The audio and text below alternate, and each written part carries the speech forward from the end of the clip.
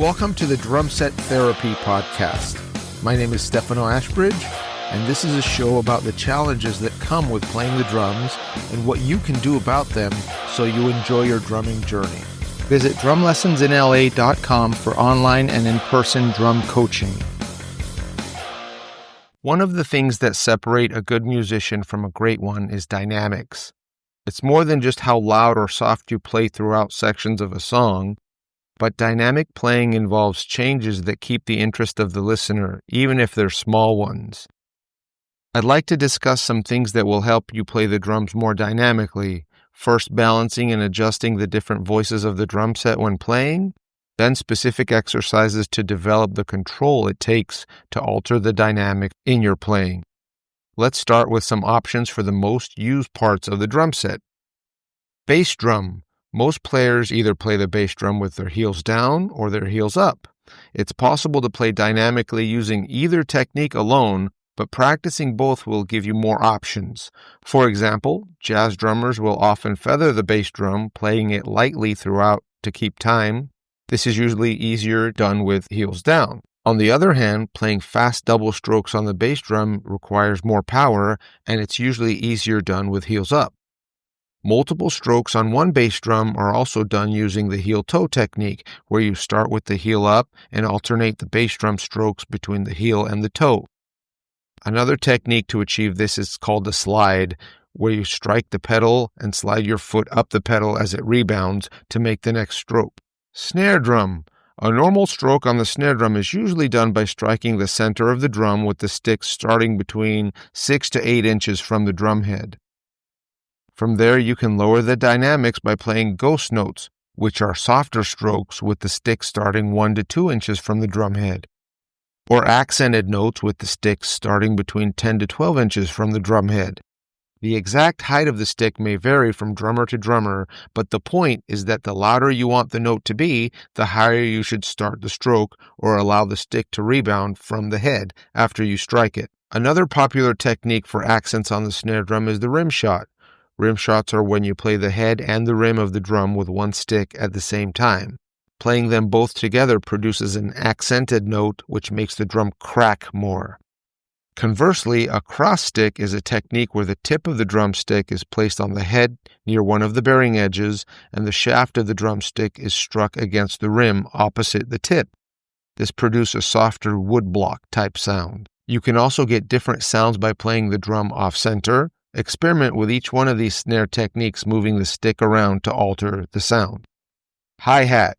There are many variations you can play on the hi-hat. It's a very expressive instrument.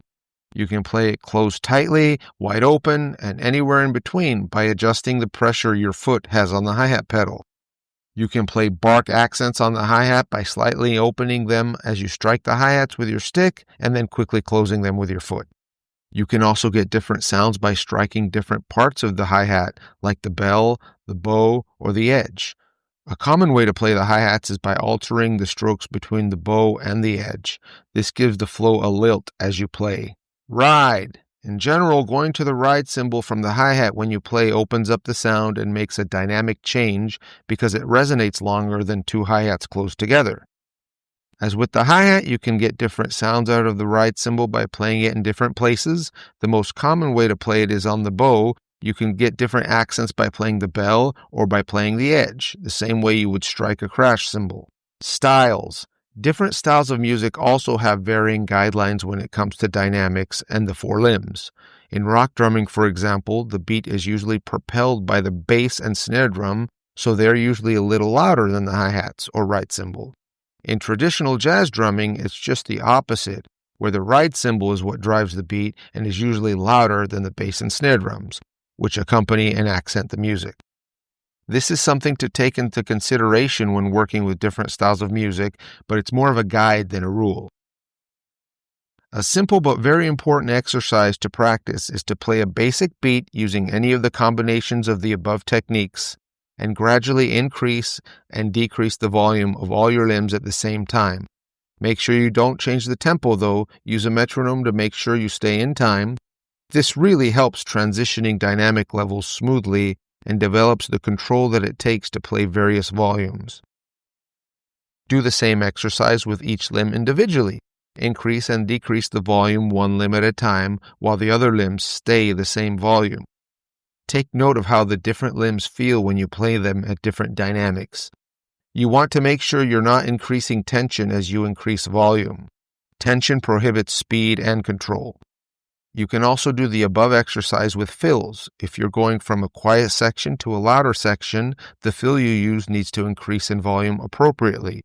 Start by playing a 16th note snare roll and increase and decrease the volume.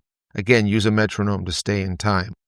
Once you feel comfortable with that, do the same thing with more complicated fills. It takes some time to master these techniques. Practice each of them separately to make sure you're comfortable with them before you incorporate them into your playing. Also, listen to a variety of music to see how all these techniques are used. Thanks for listening. Visit drumlessonsinla.com for online and in-person drum coaching. Till next time.